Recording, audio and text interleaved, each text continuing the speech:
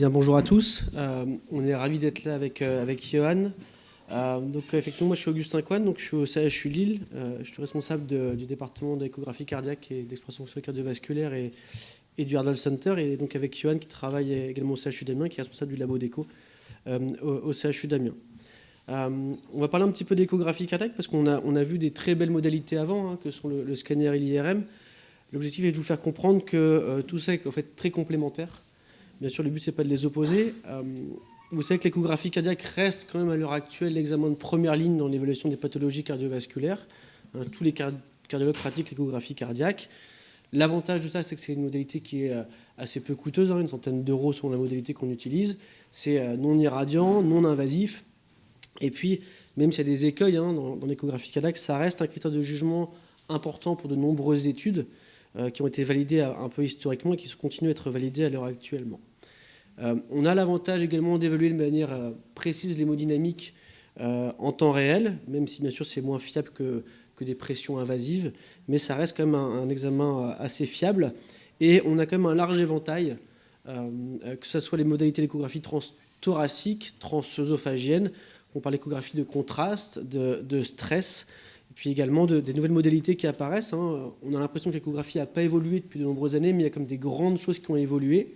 On parle de déformation myocardique évidemment, mais on parle également d'échographie de 3 dimensions qui ont fait un grand bond en avant ces dernières années et qui sont un outil très indispensable pour nous en pratique quotidienne. Et puis, on a une surspécialité qui apparaît depuis quelques années, qui est ce qu'on appelle l'échographie interventionnelle, où on va pouvoir maintenant guider les procédures au bloc opératoire et considérer comme étant des coopérateurs sur certaines procédures. Et donc, clairement, l'échographie, pour nous, a une place essentielle dans cette approche multimodale que l'on veut développer au sein de Miracle. Et c'est tout à fait complémentaire de l'IRM et le scanner, comme vous l'avez vu ici. Alors, malgré tous ces intérêts et ces avantages, il faut quand même se rendre compte que l'échographie, c'est la modalité d'imagerie cardiaque qui est la plus opérateur dépendant.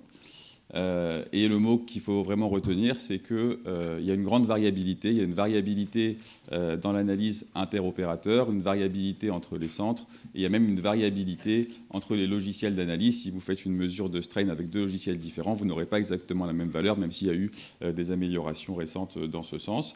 Et il y a une forte dépendance entre l'acquisition et l'analyse. C'est-à-dire que même si vous êtes le meilleur échographiste, si on vous donne des images de mauvaise qualité, eh bien, vous aurez du mal à les interpréter de façon fiable.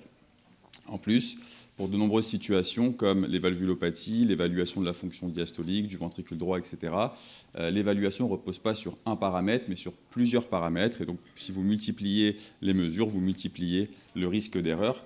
Et donc, la conséquence, c'est que les essais cliniques peuvent être moins fiables lorsqu'ils sont basés uniquement sur des résultats d'échographie rapportés par les centres. Et donc, pour essayer de limiter cette variabilité et standardiser un petit peu la mesure, eh bien, la solution, c'est vraiment une analyse centralisée. Donc, l'objectif du Core Lab en échographie. Et donc, ces Core Labs-là, c'est encadré pour l'échographie par des recommandations. Les recommandations de la Société américaine d'échographie qui ont publié ce papier il y a maintenant 17 ans, qui est un peu un cahier des charges pour un Core Lab d'échographie avec les différentes étapes. Donc, avant l'initiation de l'étude, eh bien, c'est la rédaction d'un SOP, donc d'un protocole standardisé pour l'acquisition des images. Également, des contrôles qualité avec les centres, c'est-à-dire recevoir les images des premiers examens pour vérifier que les acquisitions sont bien faites, car ça va conditionner, bien sûr, les analyses. Après, au cours de l'étude, eh bien, il va y avoir le transfert anonymisé des images, le stockage des images, la revue et l'analyse des images avec des analyses croisées entre différents opérateurs pour augmenter la fiabilité. Et puis à la fin de l'étude, bien sûr, l'extraction des données, l'analyse statistique et tout le côté réglementaire qui va avec.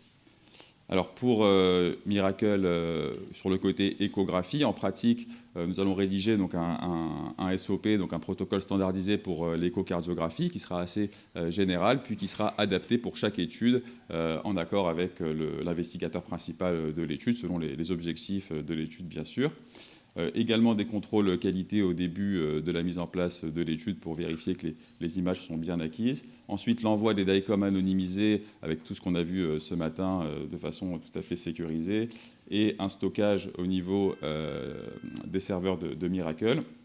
Et puis ensuite, une répartition des images entre les centres. Donc là, ce sont les 4 centres qui seront les plus impliqués dans l'analyse, dans la mise en place du Core Lab d'échographie, mais tous les centres, bien sûr, participeront. Ce sera sur la base du volontariat, selon les disponibilités et l'intérêt vis-à-vis de l'étude.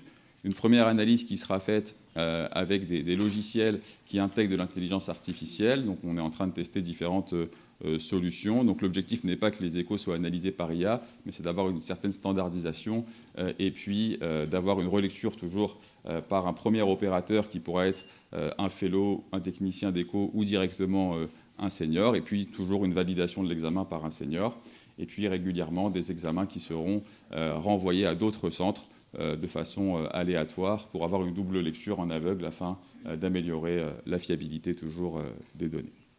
Voilà, je vous remercie.